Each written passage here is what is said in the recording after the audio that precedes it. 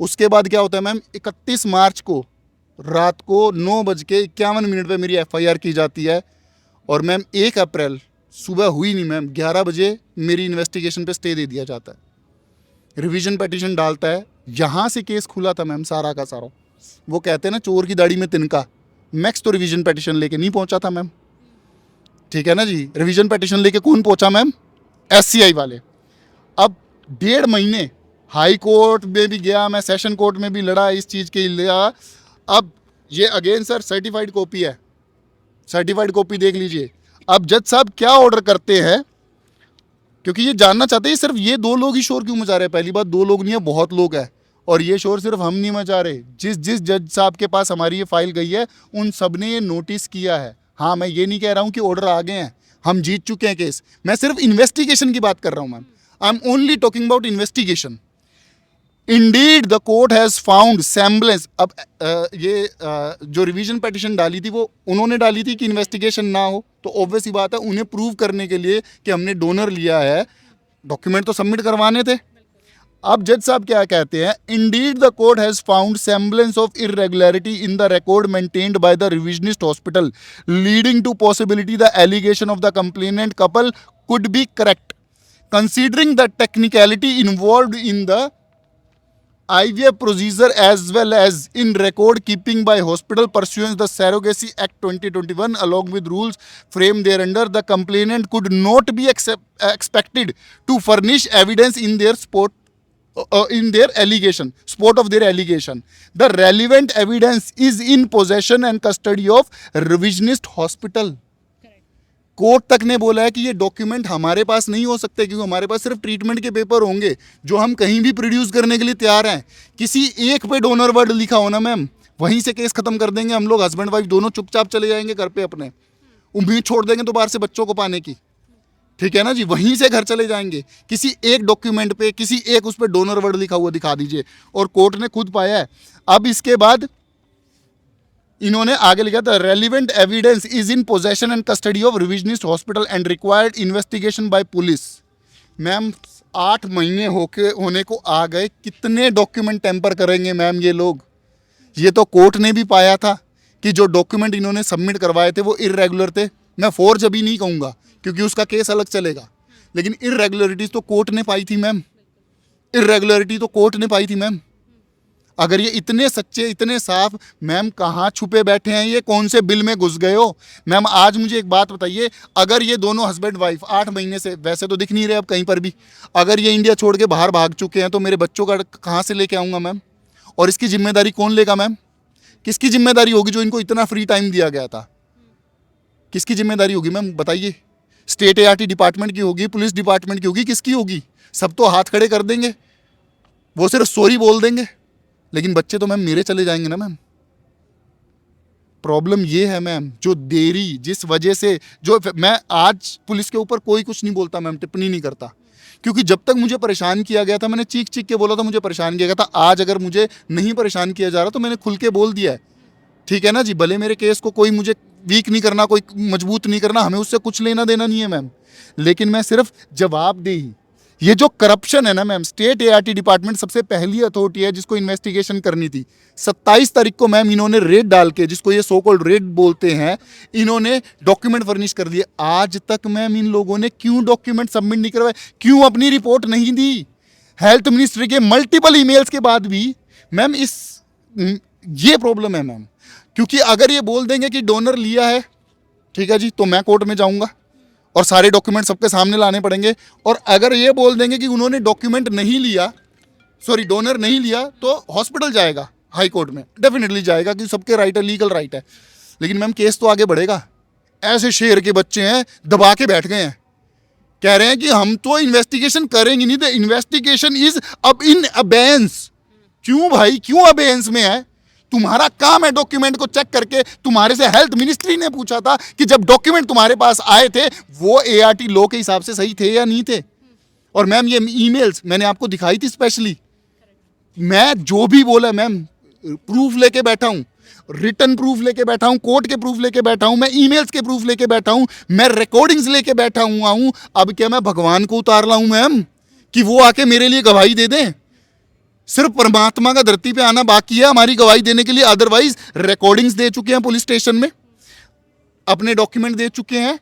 उन्होंने जो force document दिखाए थे उनकी इन्वेस्टिगेशन चल रही है। एक तो उसी दिन पकड़ा गया था, इंश्योरेंस का जो मैंने आपको बताया था उसी दिन ही पकड़ा गया था।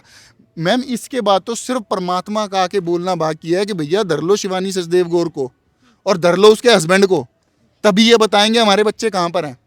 ये सब कुछ इतने सालों से चल रहा है, बहुत सारे रिपोर्ट्स, बहुत सारे केस रजिस्टर्ड हुए, कुछ नहीं रजिस्टर्ड हुए।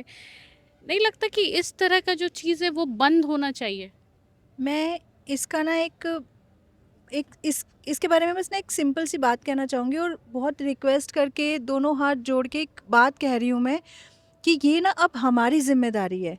ये जो सच में। हमारे जैसी इतनी हम आम लोग हैं, जो हमारी पब्लिक है, ये अब हम सबको खड़े होना है, एक साथ मिलके खड़े होना है कि हम लोगों के साथ इनके जैसे जो क्रिमिनल डॉक्टर्स हैं वो कुछ ना कर सकें। आपके जैसे जो नॉर्मल लोग हैं, हम जैसे जो नॉर्मल लोग हैं, हम लोगों के साथ, हमारे साथ किसी और के साथ ये क्राइम आगे ना हो। तो ये अब हमारी और आप सबकी मिलके जिम्मेदारी है। प्लीज़ हमारा साथ दीजिए, हमारे साथ खड़े होइए, हमारे पेन को प्लीज़ समझिए और उन सारे माँ बाप के पेन को समझिए जो किसी ना किसी रीज़न की वजह से मीडिया में नहीं आ पाए। कोई अपनी एफआईआर के लिए धक्के खा रहा है, कोई अपनी कंप्लेंट लिखवाने के लिए धक्के खा रहा है, कोई कोर्ट में घूम रहा है, कोई शायद थक के हार के बैठ चुका है। बहुत बैठ प्लीज़, चुके हैं मैम, बहुत बैठ प्लीज़, चुके हैं। हम सब माँ बाप का ये मिलके फ़र्ज़ बनता है और आप सबका ये मिलके फ़र्ज़ बनता है कि ये जो हॉस्पिटल, ये शिवानी सचदेव गौर जैसे लोग, ये जो एससीआई वाले बड़े बड़े हॉस्पिटल खोल के बैठे हुए हैं, इनके जैसे लोग, ये गौरव राठी जैसे लोग, इन लोगों को रोका जाए अब। मैम, बस सबसे पहले ये एससीआई नहीं था। जब डीएमसी में इनके खिलाफ कंप्लेंट्स बढ़ गई तो आईएसआईएस को चेंज करके एससीआई कर दिया गया। पहले इनका नाम आईएसआईएस हॉस्पिटल था, ठीक है ना जी। उस कौन से साल की बात? ये मैम बात मैं कर रहा हूँ, रुकिए, मेरे पास तो पूरे पेपर्स सब कुछ लेके बैठा हूँ मैम, इनका सारा अब- काला चिट्ठा। अब जिस भी भाई बहन को ये लगता है ना कि क्या आप लोग पहले कपल हैं, सिर्फ आप ही क्यों सामने आए, तो प्लीज़ आप लोगों से बहुत हाथ जोड़ के ये देखिए रिक्वेस्ट है मैम। कि आप चेक कीजिए, जाइए पुलिस स्टेशन, पता करवाइए ना इन लोगों के देखिए। खिलाफ कितनी एफआईआर है। कंप्लेन नंबर ये सामने लिखा हुआ है, किया गया है state government of NCT of Delhi, ठीक है जी, वर्सेस शिवानी सचदेव गौर, उसके खिलाफ, ठीक है जी। इनका पहले जो नाम था आईएसआईएस था मैम। अगेन क्योंकि ये हॉस्पिटल पे डाल देंगे, ये एक और कंप्लेंस 2770 नंबर है, ठीक है जी, देख लीजिए किसके अगेंस्ट है ma'am. SCI hospital greater Kailash, M block market. ये कौन सी सन की बात है? 2019 की। अरे मैम ऐसा कोई साल निकल ही नहीं रहा जब इनके ऊपर केस नहीं हो रहे। लेकिन मजे की बात है उन केस के ऊपर कोई एक्शन नहीं लिया जा रहा। अब आप समझ रहे हैं मैम कि कितने किसको अपने पैसे का घमंड है और कितना किस लेडी के पास पैसा है कि ये चीज़ों को सामने ही नहीं आने देती है। 2011 से केस होने शुरू हुए इन लोगों पे, 2011 से। और आज हम 2026 में बैठे हैं और इनके केसों की गिनती रुक नहीं रही है। जो ये हम जैसे मासूम लोगों के साथ क्राइम कर रहे हैं वो रुक नहीं रहा है। In late 2009, she underwent the procedure with the New Delhi Dr. Shivani Sachdev Gaur after arranging a couple said on special deal of $12,500 package offset by credit. She received the referring other as many Indian surrogacy clinics. ठीक है जी, मेलिन सिजोडिन में भी नाम है उनका, ये पूरा मतलब थोड़ा टंग ट्विस्टर सा नाम है, ठीक है जी। आप लगा के चलिए इनकी कंप्लेंट्स, आप माउथ शट पे जाके स्टडी कीजिए, माउथ शट पे आपको पता चलेगा। वार्निंग, अब इस लेडी ने ये पूरा मैं पैरा पढ़ के बता दूं, warning on Shivani Sachdev Gaur at SCI hospital health care, ठीक है जी। आप लगा के चलिए इस लेडी ने कंप्लेन डाली है एक्सटॉर्शन ऑफ मनी की, थ्रेटनिंग की, लेकिन फॉरेनर थी। हाँ, इंडिया में इंडिया वालों की नहीं सुनी जा रही मैम, फॉरेनर्स की तो कहने की बात ही क्या। फिर भी इनको सरोगेसी या फिर भी आईवीएफ क्वीन कहा जाता है आज मैम भी। सैरोगेसी 2021 से कमर्शियल सैरोगेसी बैन है, फिर भी अगले शेरों ने 25,000 सैरोगेसियाँ करवा रखी है, इनकी वेबसाइट कहती है। कैसे करवा दी मैम जब कमर्शियल सैरोगेसी बैन है? ऐसा कौन सा लूप होल है जिसमें हर किसी की सैरोगेसी करवाते घूम रहे हैं ये लोग? ये भी तो पता होना चाहिए। इतनी लेडीज कहाँ से ला रहे हैं ये लोग? लेडीज मैम इनसे वो जब इतने ओपनली गौरव राठी कह रहा है मल्टीपल लड़कियों में हम लोग ट्रांसफ़र करवाते हैं, तो मैम आप समझ ही सकते हैं कि ये क्या क्या मतलब उस चीज़ को, ये क्या, मैं तो एग्जैक्टली वो वर्ड बोलते हुए मुझे ऐसे लगता है कि कैसी हम लोग लैंग्वेज यूज़ कर रहे हैं कि क्या धंधा चला रहे हैं ये लोग। आप इसे बिजनेस कहिए इनका, ये कोई भी हॉस्पिटल नहीं चला रहे हैं, लोगों को कोई रिलीफ नहीं दे रहे हैं, एक आधे के साथ अच्छा इसलिए कर देते हैं कि बाकी का जो क्राइम है वो ढक जाए इनका। मैम वो कहीं तो वो मेंटेन भी तो करना है ना मैम, क्राइम जो कर रहे हैं उसको बीच बीच में मेंटेन करके भी तो मैम चलना है। आप आज डीएनए टेस्ट मैंडेट कर दीजिए, शिवानी सचदेव जैसे लोग सड़क पे आ जाएंगे मैम, इनका धंधा बंद हो जाएगा। और डीएनए टेस्ट मैंडेट करने में प्रॉब्लम क्या है मैम? जब आप सारा ट्रीटमेंट एथिकल कर रहे हो तो डीएनए टेस्ट मैंडेट करने में क्या प्रॉब्लम है? और मैं जितने भी भाई बहन आईवीएफ के लिए जा रहे हैं, प्लीज़ इस चीज़ को बहुत पॉजिटिव एस्पेक्ट में लिएगा। पहली बात तो आईवीएफ गलत नहीं है, सारे डॉक्टर्स गलत नहीं है, ठीक है ना जी। बहुत लोगों के कॉल्स आते हैं मैम कि हमारा आईवीएफ से विश्वास उठ गया। प्लीज़ आईवीएफ से विश्वास मत उठाइए। आज अगर सड़क पे एक आदमी का एक्सीडेंट हो गया, उसकी डेथ हो गई, तो इसका मतलब ये नहीं है कि हम सड़क पे नहीं आएंगे, हमें सड़क पे जाना है। वो एक अनफॉर्चुनेट जो हमारे साथ हुआ वो अनफॉर्चुनेट है, वो गलत है, वो क्राइम है, ठीक है, लेकिन इसका मतलब ये नहीं है कि सारे के सारे गलत हो जाएंगे, सारे के सारे गलत नहीं होंगे। बस सजग रहना शुरू कीजिए। सबसे पहले जो ट्रीटमेंट आप ले रहे हो वो पेन डाउन करवाइए, उनसे ईमेल में मांगिए। आपने जो भी ट्रीटमेंट करवाना है उनसे स्पष्ट वर्डों में ईमेल करवाइए, उनसे लेटर हेड पे लीजिए। और बच्चे पैदा हों तो बस अपना डीएनए टेस्ट खुद से करवा लीजिए। एक औरत वैसे भी हज़ारों टेस्ट करवाते हैं लोग। लड़की को छोटा सा जुकाम भी हुआ, चल 50 टेस्ट करवा देंगे, ये वाला ब्लड टेस्ट, ये वाला यूरिन टेस्ट, ये वाला पता नहीं कौन से टेस्ट करवा देते हैं। तो मैम एक डीएनए टेस्ट में क्या प्रॉब्लम है? और डीएनए टेस्ट करवाना क्यों ज़रूरी है, अब ये बात मैं आपको बताना चाहूँगा मैम, ठीक है जी। डीएनए टेस्ट करवाना क्यों ज़रूरी है, मैंने तुम्हें भेजी थी वो क्लिप, ठीक है, न्यूज़पेपर की फ़ोटो, ठीक है जी। डीएनए टेस्ट के लिए क्यों ज़रूरी है, एक मिनट, AK सिन्हा जी ने मुझे भेजी थी। अब ये मैम न्यूज़पेपर की कटिंग है, ये मेरी कटिंग नहीं है। अगेन आप देख लीजिए, न्यूज़पेपर की कटिंग है, ठीक है जी। अब इसमें क्या लिखते हैं, 37 वर्ष बाद डीएनए टेस्ट में सच आया सामने। बीजिंग चीन के गुआंगडोंग प्रांत में 1989 के जन्म के समय अस्पताल की लापरवाही से 2 बच्चियां हुआंग और ली आपस में बदल दी गई। हैरानी की बात है, ये लगभग 37 वर्ष तक सिर्फ 4 किलोमीटर की दूरी पे बड़ी हुई, लेकिन एक दूसरे से बिल्कुल अनजान थी। साउथ चाइना मॉर्निंग पोस्ट के अनुसार हुआंग को शक हुआ कि उसके वह अपने माता पिता से अलग दिखती है। इनको 37 साल बाद शक हुआ। जिन्होंने उन्हें पाला तो उन्होंने डीएनए टेस्ट करवाया। टेस्ट में सच सामने आया, पुलिस की मदद से पहचान हुई। हुआंग का पालन पोषण एक अमीर परिवार में हुआ, जबकि ली का बचपन बहुत गरीबी में बीता।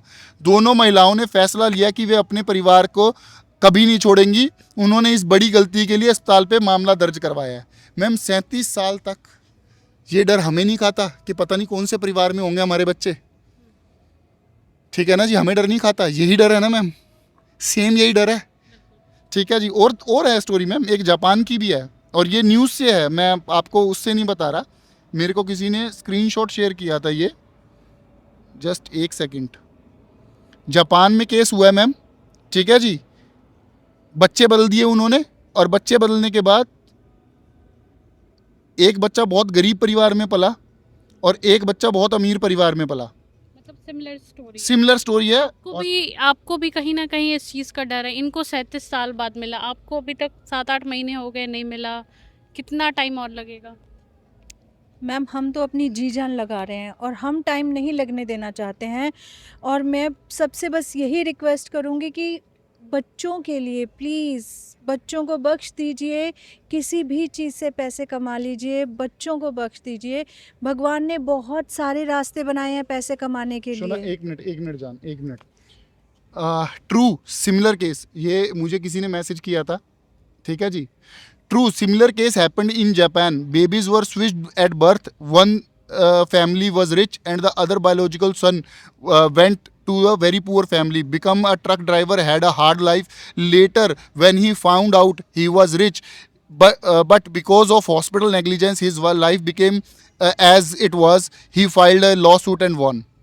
मैम प्रॉब्लम यहाँ पर अमीर गरीब की नहीं है, प्रॉब्लम यहाँ पर है कि मैं मेरे बच्चे किसी और के पास क्यों पलने दूँ। मैम मैं आईवीएफ करवाने गए थे, मैं और मेरी वाइफ आईवीएफ कराने गए थे, हमारे लिए हमने जो पेन लिया, जो पेन लिया हमने वो हमारे लिए लिया था, जो पैसे खर्चे थे हमने हमारे लिए खर्चे थे। प्रॉब्लम कभी जो 2 बच्चे हमारे पास हैं मैम, उनके फ्यूचर की कभी कोई प्रॉब्लम थी नहीं। आज भी लोग खड़े थे, मैं नाम नहीं लूँगा, पुलिस स्टेशन में, उन्होंने ये चीज़ बोली कि राहुल भाई बहुत बड़ी हिम्मत है, जिगरा चाहिए, पता है कि बच्चे जेनेटिकली आपके नहीं है और फिर भी इतने प्यार से पालते हो, ठीक है ना जी। और कोई एहसान नहीं कर रहे मैम, अब तो जान बस गई है उनमें, अब तो जान बस गई है, ठीक है ना जी। हमें भी पता है, मतलब उनका नाम लेते ही, मतलब एक्चुअल में सीरियसली आज अगर मैं और मेरी वाइफ में दोनों में से कोई मरा नहीं है ना, किसी की लाश नहीं उठी, शायद उन 2 बच्चों की वजह से है, क्योंकि उनकी स्माइल देख लेते हैं ना तो इतनी टेंशन के बाद भी कोई नहीं जान, ठीक है ना। जब उनकी स्माइल देख लेते हैं, उनका सब कुछ देख लेते हैं ना, उनको हंसते हुए देख लेते हैं, पूरे दिन की थकान खत्म हो जाती है मैम। एक तरफ आप कह रहे हैं कि उस बच्चों में आपकी जान बचती हो, वहीं ट्रोलर्स है जो तरह तरह की बातें कह रहे मैम हैं। ट्रोलर्स को छोड़ दीजिए, ट्रोलर्स मैम, ट्रोलर्स के लिए हम सिर्फ प्रे करेंगे मैम, सिर्फ प्रे करेंगे हम दोनों हस्बैंड वाइफ कि Get well भगवान soon. करे, नहीं नहीं बस छोड़ दो। ट्रोलर्स के लिए बस एक ही प्रार्थना है कि भगवान आपके, आपके बच्चों और आपके रिश्तेदारों में से किसी को भी ये पेन ना दे। सच में सच में बहुत बुरा पेन है। परमात्मा से दुआ करता हूँ कि इस धरती पे मैं और मीनू हम वो आखिरी कपल हो जिनको ये दर्द मिल रहा हो। ट्रोलर की प्रॉब्लम नहीं है मैम, लेकिन ये गीता भदौरिया जैसे सिक मेंटेलिटी के लोग जो कुछ लाइक शेयर या हॉस्पिटल से मिलने वाले कुछ पैसों के लिए, मैम आज चाहूँ ना इन पे केस डाल के इनकी ऐसी तैसी फेर सकता हूँ कि बिना मेरी परमिशन के मेरी फ़ोटो कैसे यूज़ कर ली। आपको मैं इंटरव्यू देता हूँ, आपको परमिशन दे रहा हूँ, ठीक है ना जी। मेरे बारे में आप जो खुला लिख रहे हो, इनको प्रूव करना भारी पड़ जाएगा, क्योंकि वो वीडियो तो ऑन रिकॉर्ड है, उसको 1 मिनट की भी पूरी चला देंगे, पता चल जाएगा मैंने क्या बोला था। इनको प्रूव करना भारी पड़ जाएगा। लेकिन मैम हम डिस्ट्रैक्ट नहीं होना चाहते, लेकिन वो परमात्मा बैठा है, वो परमात्मा बैठा है। ऐसे जो एजेंडा फैला रहे हैं ना मैम, ऐसे को तो परमात्मा भी नहीं बख्शेंगे, ठीक है ना जी। एक स्टोरी याद आई है बट इंटरव्यू लंबा खिंच जाएगा, ज़रूरत नहीं है मैम, फिर भी सुना देता हूँ शॉर्ट में। एक बार क्या हुआ, एक राजा ने भोज रखा मैम, ठीक है जी। उसने 1100 पंडित बुलाए और सबके लिए खाना लगवा दिया। खाना खिलाने के बाद खीर बन रही थी, तो ऊपर से चील जो है एक सांप को लेके जा रही थी, तो सांप ने चील को मारने के लिए अपना जहर फेंका, वो उड़ रही थी, वो जहर नीचे चला गया, वो खीर में डल गया। लेकिन तब तक रसोइया उसको टेस्ट कर चुका था, उसके बाद उसमें जहर गिरा। अब वो जहर की खीर 1100 लोगों को परोस दी गई, सारे के सारे पंडित मारे गए। अब भाई ऊपर भगवान के पास सभा बैठी कि भाई किसकी गलती है, मतलब 1100 लोग तो मारे गए, गलती किसी है? कहते राजा की। कहते यार राजा तो धर्म का ही काम कर रहा था, भूखे लोगों को खाना खिला रहा था, राजा की कैसे गलती हुई? कहते फिर रसोइये की जिसने खीर बनाई। कहते यार उसका तो काम है रसोइये का खीर बनाना। कहते फिर सांप की। कहते सांप तो बचना चाह रहा था, सांप की कहाँ से गलती है? अपना वो तो बचाव तो करेगा। कहते चील की। कहते चील की भी गलती नहीं है, वो तो खाना खाना चाहती थी। कहते जिसने टेस्ट करना था, कहते उसकी भी गलती नहीं है, उसने लास्ट में। तो भगवान भी परेशान, चित्रगुप्त भी परेशान, यमराज भी परेशान कि ये 1100 लोग जो मरे हैं उनका पाप दे किसको दे। कहते चलो थोड़े दिन साइड पे रख देते हैं। महीना बीता, 2 महीने बीते, तो कुछ ब्राह्मण आ रहे थे शहर के अंदर, तो उन्होंने उनसे पूछा कि एक लेडी जा रही थी, गीता भदौरिया जी जैसी कोई लेडी होगी, तो उनसे पूछा कि भाई साहब ये राजा का महल किधर है? कहते वही राजा क्या जिसने 1100 लोग मार दिए। भगवान ने उसी वक्त बोला ये 1100 लोगों की मौत की सजा ना इसके नाम लिखो, इसको ज़्यादा मजे लेने हैं।